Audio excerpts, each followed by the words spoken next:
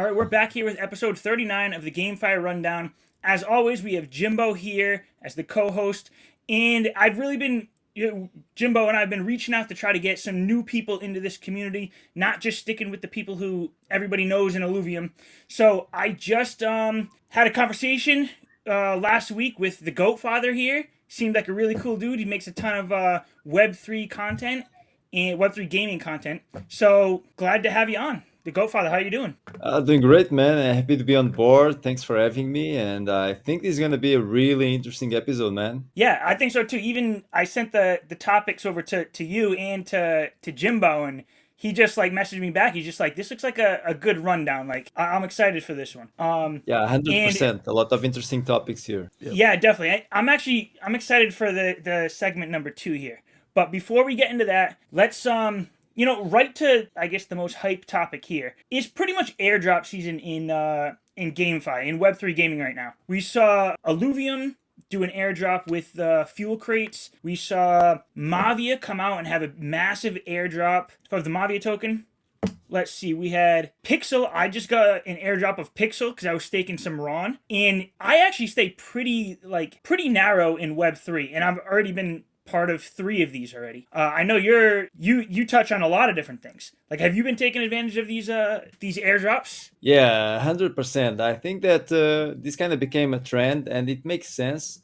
Like after the first pixel airdrop, so this is like the second. The first one was a play to airdrop campaign, and that had really positive results for the project because we saw that there was a lot of user retention. Okay, and pixels kind of proved that these play to airdrop campaigns can be a great way to onboard new users. And after it worked with pixels, a lot of other projects started doing the same. Now, yeah, personally, I'm doing a bunch of them. I'm like on the Block Lords airdrop. I'm also like farming Pulsar as well. And there's a bunch of stuff that you can do. And I think that right now, this is the best time to earn money simply by playing games. So if you like to play games, yeah, you can just like make an extra buck by spending time on your favorite hobby. And this is like the best time ever when it comes to doing that. Yeah, anyone in this space right now, I think, they're going to look back a year from now and going to be like, those airdrops were insane. Even for something like Pixel, like I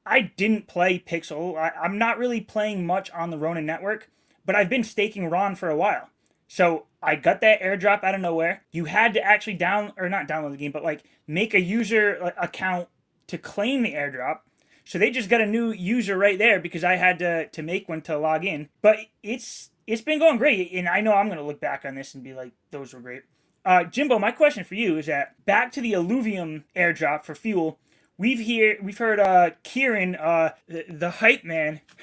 Just kidding. He's not the hype man. This is just his job. He's marketing. But he's been talking about a massive airdrop, the biggest in Web3 gaming, he said. What do you expect out of that one? Yeah, I love Kieran, the hype man Warwick, one of probably my second favorite Warwick brother that's left in Illuvium. As far as like what I'm expecting from the Illuvium airdrops, honestly, I'm not really sure. I'm expecting it to just be like fuel crates, but they gave it to us and they labeled it without like even giving us like what fuel would be what price. I'm assuming it's just $45 or 30 or whatever it is worth of fuel when that like comes out. I'm not really sure, but I'm assuming it'll probably just be discs, some fuel, and definitely not alluvials. I would probably be really upset if it was alluvials. But yeah, I'm expecting discs and fuel. I don't see what Really? else they would give away, like, besides Not maybe like ILV? skins. I Oh, feel like I feel like some ILV is coming. yeah, that's true. I didn't even think about it. I was thinking about just like NFTs like in game, but ILV for sure, yeah. Yeah, I mean, I could see definitely more fuel crates coming. I could see other NFTs. But if Kieran's really calling this the biggest Web3 gaming airdrop, I feel like ILV has to be part of it. Yeah, my only concern is like let's not go too far. Let's make sure the airdrops make sense and not just do it because we want to gain hype in the crypto space. Let's remember that the game being good and making sure the ecosystem is set up properly for long-term success is the most important thing. Let's make sure we don't lose sight of that, but I'm not trying to fight airdrops, just saying. Yeah.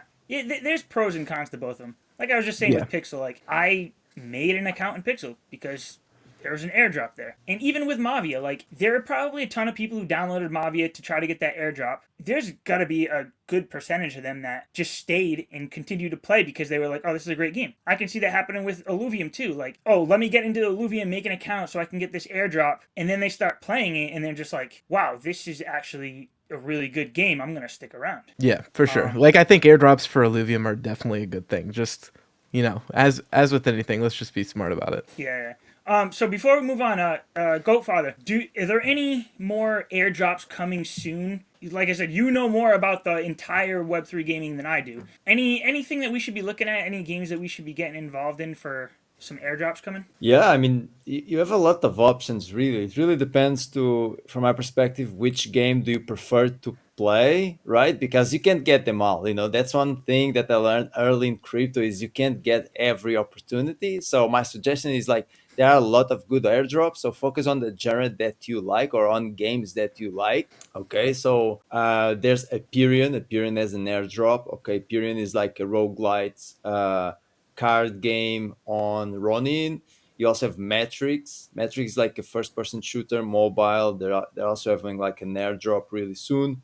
I mentioned Pulsar before. It's a real-time strategy game. You have Block Lords. It's going to be a grand strategy game as well. They did one airdrop, and that was like 1 out of 5. 1 out of 5 airdrops.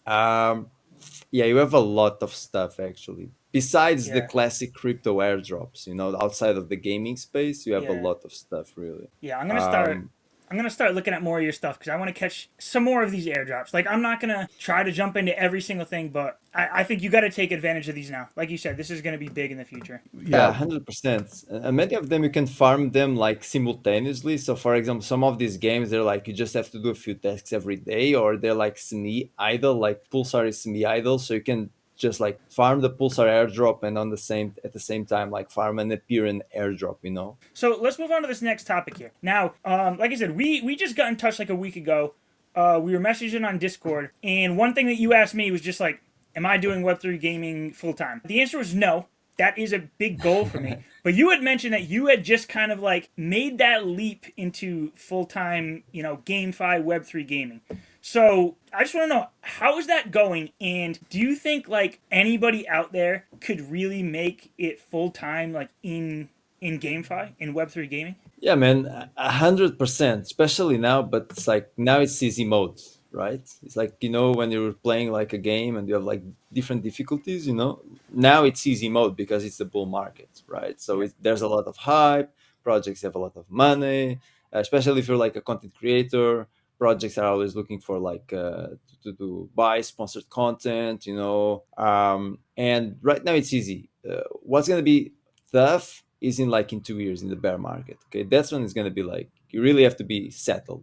But it's 100% possible. Look, I'm doing 3 different things in Web3 overall. So I'm an investor myself, so I have my own portfolio. I'm like farming classic and gaming airdrops, and I also have a video editing agency that focuses on Web3 content, on Web3 content creators, and I'm also a content creator myself. So I guess the idea is, since Web3 might be really unstable, is to have like different sources of income. That could be like a great way to deal with the ups and downs of the market, in my opinion. So with these 3 things, I'm able to be a full-time Web3 gaming content creator, and I mean full-time Web3 basically.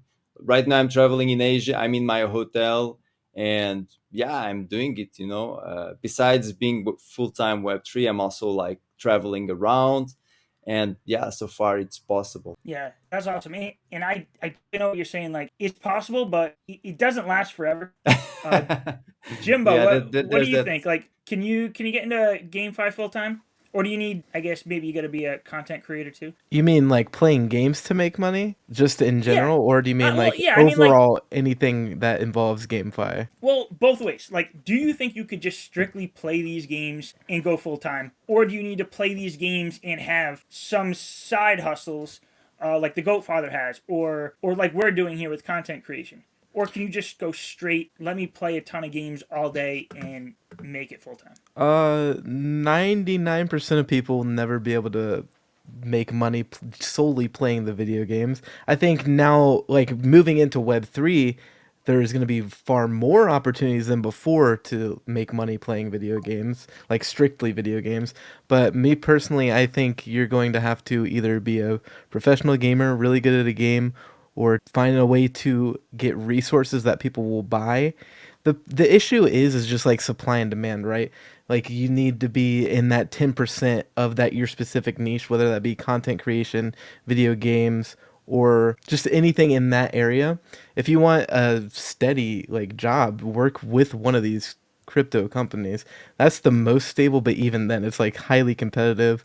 These coins are going to zero, so but you'll have that on your resume so you can work somewhere else. I don't know. Yeah, I think content creation is going to be the easiest way, and if you want to do it, you want to get in early, you know? Like this is the 2009 Bitcoin. Well, probably more like 2013, but if you want to start content creation in Web3 gaming, you want to do it right now. And if you want to take that leap, not financial advice, but I would do it during the next bear market so you know for sure that you're getting consistent income, and even then could be shady or sketchy. Like right now, I live in probably one of the most high cost living areas in the world. But if I took what I'm making right now in Web3 gaming, GameFi, all that, and I moved to, I'll call out any other countries, like a world country, I feel like I could already do it. But it's just because my location is kind of holding me back. So I think there are definitely some people out there. If you're living in the right spot where cost of living is low, you could definitely do it. But none of this is financial advice, like we always like to say here. Yeah, I'm an idiot YouTuber, by the way. Of course you are. It's good. Let me just add All right. something more on the job side, on like being full-time Web3. Yeah, Like go the ahead. recommendation that I give everyone that is trying to make it full-time Web3 is like build something while you still have your 9 to 5 job. Because I see a lot of guys that just like, oh, it's a bull market, and they just like quit their job, and they're full-time Web3 and they're not well settled, So my recommendation is there has to be like a transition phase between like having a 9 to 5 job and being full time in Web3, and you're gonna have to like be on both worlds at the same time for some time, to Yep. get yourself established in the industry Yeah. before you make the 100%. jump. Yeah, Yep. That's 100% exactly what great I'm point. doing. I think that's what anyone who makes it, I think that's what you have to do. Yeah. All right. So let's move on to this next topic. So this one is just false promises. And in the Web3 space, if we look back to the last bull run, there was a lot of these NFT sales, especially for Web3 gaming, where it's like, all right, so we're gonna have this massive sale. This is gonna be our funding. Here's this hype trailer. This is what we're gonna be putting out. And then I think through the bear market and even now, a lot of people are realizing that most of these projects are just not going to work out. They're not living up to the promises. Some of them rugged over the bear market. Some of them are sort of living up to their promises. It's just taking a lot longer. I'll even call out Illuvium on that. Like I think Illuvium is they're going above and beyond their promises, but it's definitely taken longer than expected. So Jimbo, what do you have to say about this? I mean, I don't know what is there to say. You know what I mean? Like, make sure you guys are like, if you're investing in Web3 gaming, and really if you're investing in general, it should be you should first off enjoy it. Like, this shouldn't be something that you dread to do, and you should treat it like a loose part-time job. You know what I mean? Like, you should actually be putting a ton of effort into learning about everything you can before you invest into something. That includes watching AMAs with founders, being in their Discord, talking with the community, talking for people who even work just in general for that company. You should really, really be paying attention, and the investors really need to take that accountability instead of just being like, "Oh, I got rugged. There were no signs." Like, come on, there are signs. Like, you're not stupid. Let's be real. You were trying to dump on somebody else. Like, if you're really, really trying to like be successful in investing, make sure you're paying attention and don't miss those signs. Like, they're blatantly obvious, guys. Like, we all agree. We've all seen it before, and everybody's like, "Oh, we got rugged." Like, okay, sometimes it's like out of left field, but most of the time it's very, very avoidable. Yeah, and I will say that in a bull market, you can easily get blinded by that. Yeah. Because even though last bull market was the first one, I definitely jumped into a handful of projects that, like, you get to a point where you think everything's just gonna work out. And I lost some money on a bunch of them. And that's why through the bear market, I've really narrowed down to the projects that I really believe in. like Illuvium, like ETH Lizards, and kind of stayed away from those little hype projects. But yeah, you can definitely get blinded by that in the bull market. What is your experience with that, Goatfather? You get screwed over in the bull market by anything? Yeah, I did. Last cycle. I invested in a lot of projects that it is as you said, they didn't deliver, because in the last cycle, in the last bull market, the trend was like, yeah, build the websites, build a white paper and like let's raise money through IDOs and NFT sales. But the thing is like NFTs and tokens, they're like part of an ecosystem, right? They're like an element of a core product, which should be the game, right? And if there is no game, then players have like assets that are standing on their wallets for like 2 years without any utility. Okay, and that's a problem. Then that might piss a lot of people off. So I think it's like games should try to close the gap between selling NFTs and tokens and delivering at least a beta, right?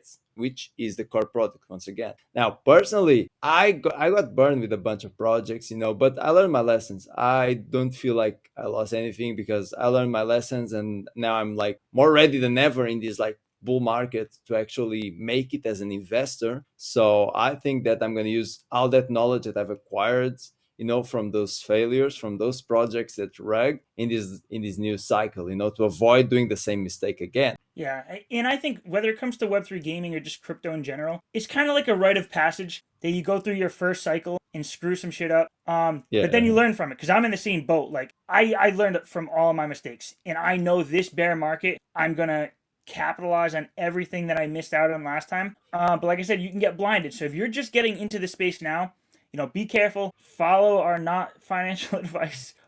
We try to help you out as best as we can.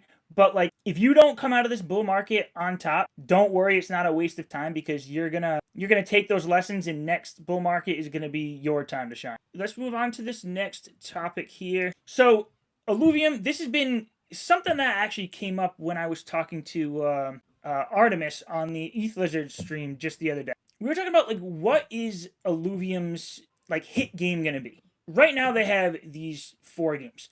They have the overworld. You go out, you hunt these alluvials, you can catch them. They're the NFTs.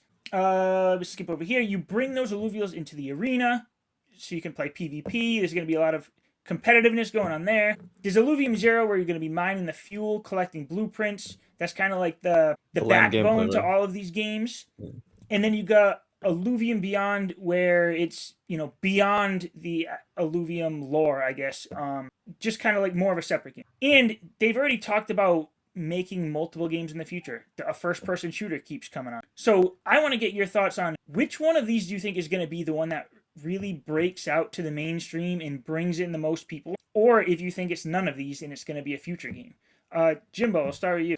Okay, I'm very, very opinionated. I'm probably gonna piss some people off with this take, but I don't care. Overworld cannot be the main game, guys. I'm sorry. I keep talking with people in the Discord about this, and it can't happen. It literally can't. Overworld is the supply. It is the supply. So Overworld feeds into the rest of the ecosystem. So there has to be that natural supply and demand, and how the whole ecosystem as a whole should work is, right, you play Illuvium Zero, the mobile game, you get fuel, you sell that because people can actually use it in Illuvium Overworld, you go into Illuvium Overworld, you capture alluvials, and that has to feed into not just arena, but it has to feed into future games so the alluvials don't become worthless, right? So the way Illuvium Overworld should work is you either lose a bit of money each run or you break even, just on average. And then maybe if you get like a really rare alluvial, like hollow, dark hollow, you'll make that spike in money.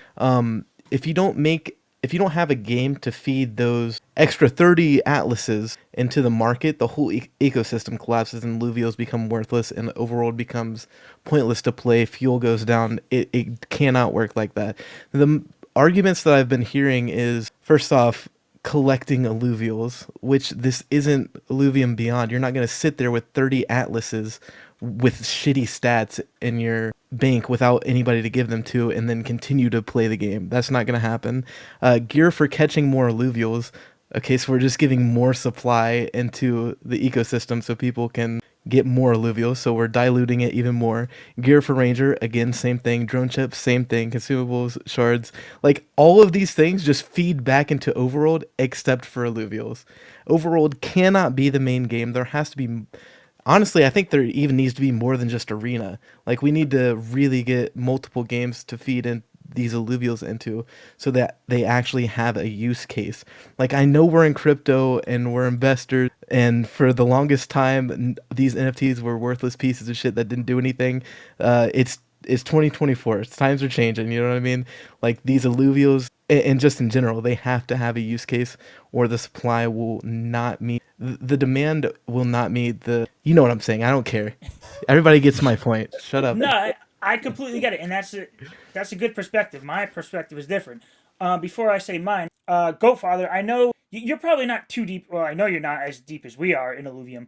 But yeah, so you have the like monster collector part, the PvP part, the backbone that fuels it all. Like, do you see any of these as being the standout game? Like, as somebody not big into Illuvium, which one draws your attention? That like, oh, that's the game I want to go to. Yeah, well, as a game, I think Overworld is something that could hype a lot of people. Like at least the idea of like going out in the wild and like maybe finding that rare illuvial, and capturing it. And I think that the idea, at least, is really good, and I think it's gonna like excite a lot of people.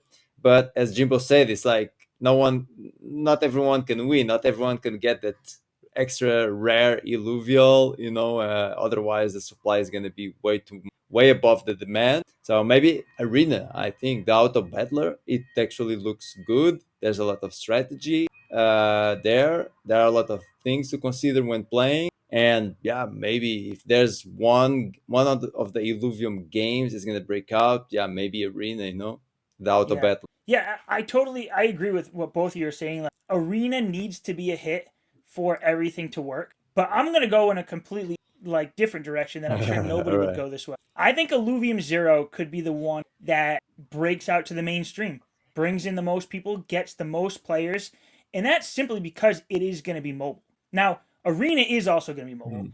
but you're still gonna have to go in and acquire these alluvials to play Arena. What it seems like is Illuvium Zero is going to develop into is similar to like what Mavia did.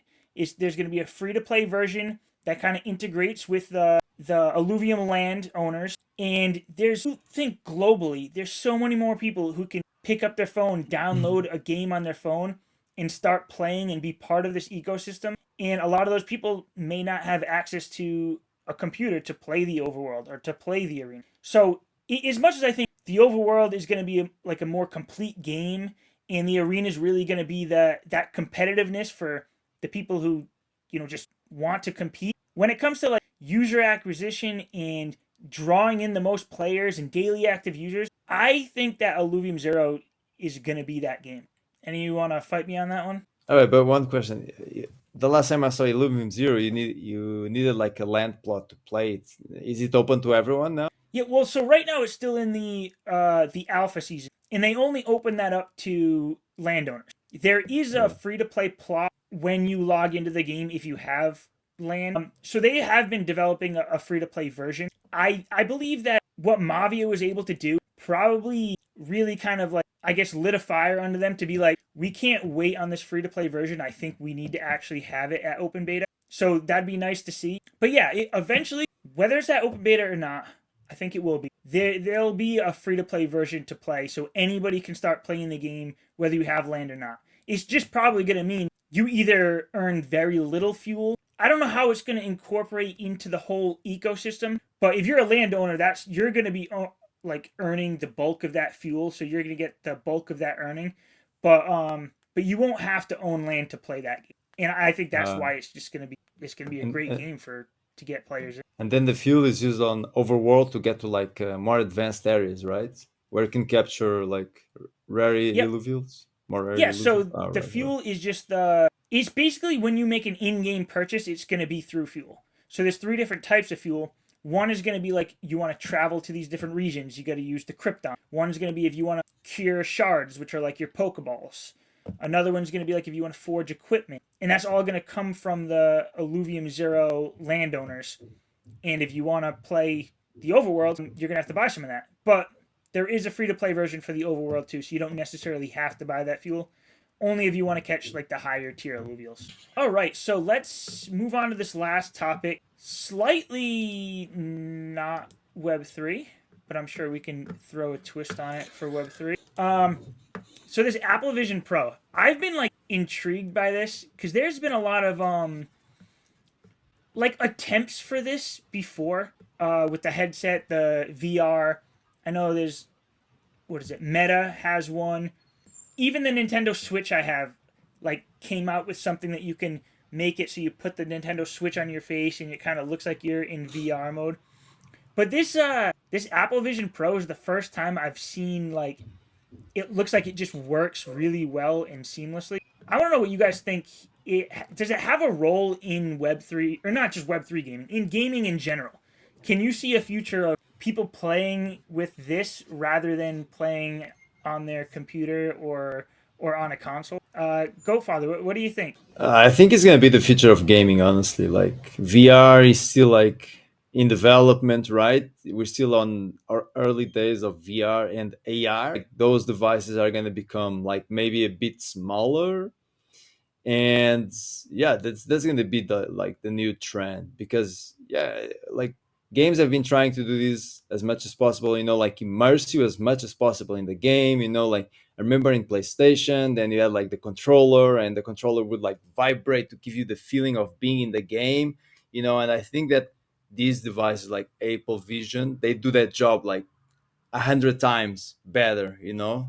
I think it's gonna be the future because it immerses you way more in the game. But the thing is, like right now, it's kind of expensive, right? Oh yeah. It's like it's too big, and it's still on its early stages of development, in my opinion. So that's the reason why we still didn't see mass adoption on this technology. But I think gaming is gonna go there, 100%. Yeah, and I can see versions of this getting a lot cheaper in the future, like because they know it's like $3,500 right now. Like most people aren't doing this. One thing that I do here, because I'm a big Apple guy. I have the iPhone, MacBook, iPad. But with The my iPhone, ecosystem. I have I have a buddy who has a just an he always gets like a Samsung or an Android, whatever, and he's always just like, oh, Apple is like years behind what they did. But what I like about Apple is that they take their time to really perfect their products, and when it comes out, it usually works, and it kind of takes a leap to the next level.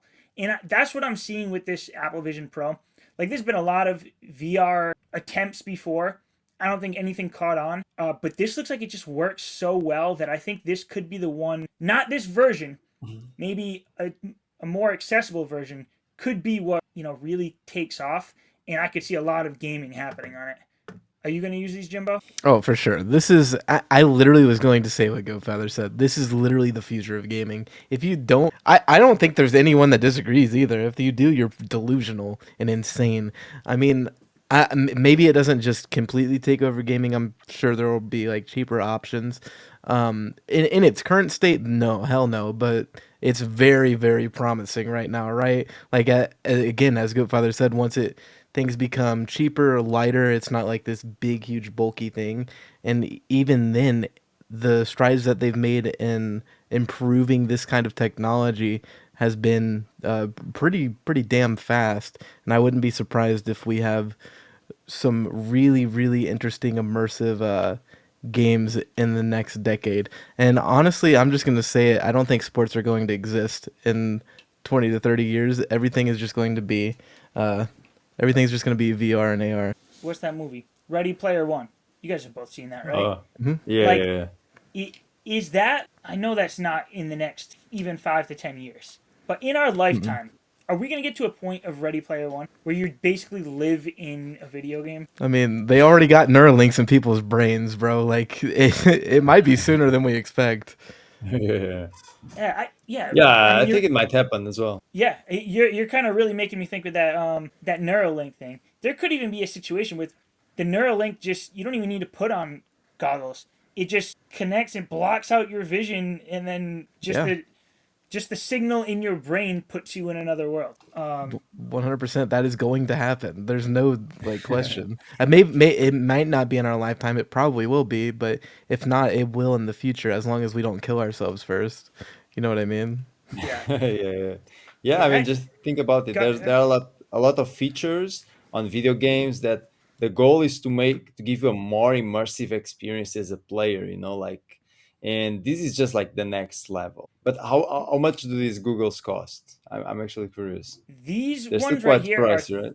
$3,500. Like All right, all right. that's a lot, no matter how you like. Meta has Yeah, one that's cheaper though, right? It's like very like much cheaper. It's not very cheap, but it's Like much, three right? hundred bucks. Yeah, yeah. Yeah, So but I bet you they're not as good as this one. You know?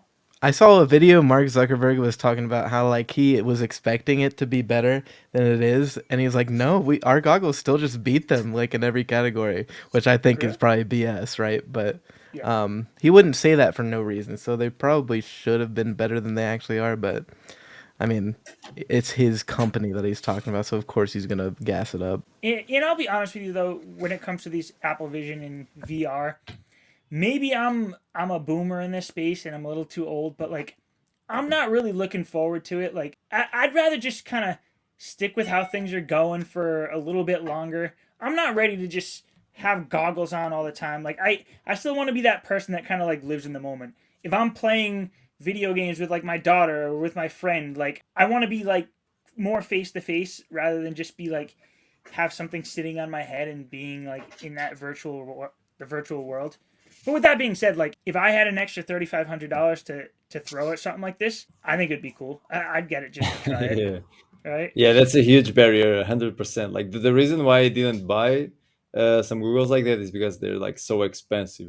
Yeah, Yeah, but it I'm does. like It you. makes me. God, Yeah, go ahead, go ahead. Yeah. well, I was gonna say like it made me. I actually looked up the what is it the MetaQuest ones from Meta after I saw this because I looked at it and I was just like these look really cool but they're too expensive. Let me look at what the cheaper versions are. And that's why I saw it was like 300 bucks. I was like ooh, like I could do that. Maybe I would try them out. But then again, I'm the Apple guy. I want the whole ecosystem. I want to be able to put up my screens from all my devices in the virtual world. Yeah. Yeah, it is pretty cool though. All right, well that wraps up this episode here. Before we get going, Goatfather, first of all, thank you very much for coming on. It's always great to get new perspectives on things, especially from people like outside of the space that me and Jimbo are in all the time. Tell the viewers, tell us a little bit more about what you do, what kind of content you make, and I'll leave links to whatever you want down below, your X account, your YouTube. So what are you doing? Why should people go and follow you right now? Yeah, so I usually I cover Web3 gaming. I cover like most Web3 gaming projects. I'm having like huge emphasis on strategy games because that's the genre I like. So I've been like playing and doing content about like Wild Forest, Pulsar, Block Lords. Because yeah, and also Heroes of Mavi because that's my favorite genre. So I want to focus on that. But pretty much I talk about the whole Web3 gaming space, like mints, means that are going to happen. There are a lot of free means nowadays, and that's another good way of actually making an extra buck if you get those whitelists. And in order to know this in advance, yeah, you should definitely follow people like me. Yeah, then I'm building a series as well where I talk about the Web3 gaming news in a 1 minute video every week. So that's a great way to also stay updated. So yeah, those are some of the reasons why yeah people should follow me. Yeah, awesome. I'm gonna be paying more attention to your stuff too, because like I said, like I stay pretty narrow in this space, but I know there are a ton more opportunities out there. So I need to just be watching people like you to make sure, like, oh, airdrop if you download this game, kind of like Mavia. Let me go and download that. Yeah, because in those things you have to be like early, like there are a lot of people farming the airdrop, and there are like scores. So it's like the earlier you are, the better, the more tokens you're gonna get out of the airdrop. The same for like white lists and stuff like that for the free means. The earlier you are in the project, the more likely you are to get a white list and to get that free mint that might go to like 2, 3 ETH Okay. And I can give you an example like AOF Verse, Army of Fortune. They did like a mint. It was like 0.3 ETH and it was like completely for free. Today we're having three mints today, like Persona, Wild Forest, and Synergy Land. So you want to be on top of your game, especially if you want to be like full-time Web3. Being early is Um, key in this game. yeah. Jimbo, thanks for coming on again. Yep. You got anything to say here? Yeah, real quick before we let you guys go, um, I know Illuvium's pretty cultish, and we're based for that, to be honest. And I feel like it's more so than some of the other games. So, with that being said, I really want to make sure that some of you guys who only follow Illuvium content follow Goatfather, because as he said, if you, especially with the bull market heating up, if you want to be in before other people, you need to be following people like Goatfather so you can get that information before everybody else. And, just also not just miss stuff that you hear about weeks later. If you're following him, you're gonna get it exactly when you need it. So, and be sure to follow a lot of other. I'm not that person. I'm the Luvium guy, but make sure you follow Goatfather and other people like that for sure. Yeah, and just being involved Yeah, in thanks. paying attention to some of these other games, it lets you it gives you a better perspective on Illuvium too. So if you're just in Yeah. Illuvium, a lot of people here, especially through the bear market, like they like to be very critical, and they're not always happy about how Illuvium's going. But when you're paying attention to 50 other projects and you see that Illuvium's doing better than most, it gives you a better perspective and appreciation for what Illuvium is actually doing. So yeah, just being aware of those other Web3 projects will probably make you more bullish on Illuvium. Put it that way. Yeah, But yeah, 100%. I agree with that. Illuvium is, I would say that when it comes to having like a good game, a decent game, Illuvium is like quite ahead. definitely. I want to see you get more into Illuvium though, Goatfather. I want to see All some right, all content out of right. you from Illuvium. All right. All right, promise.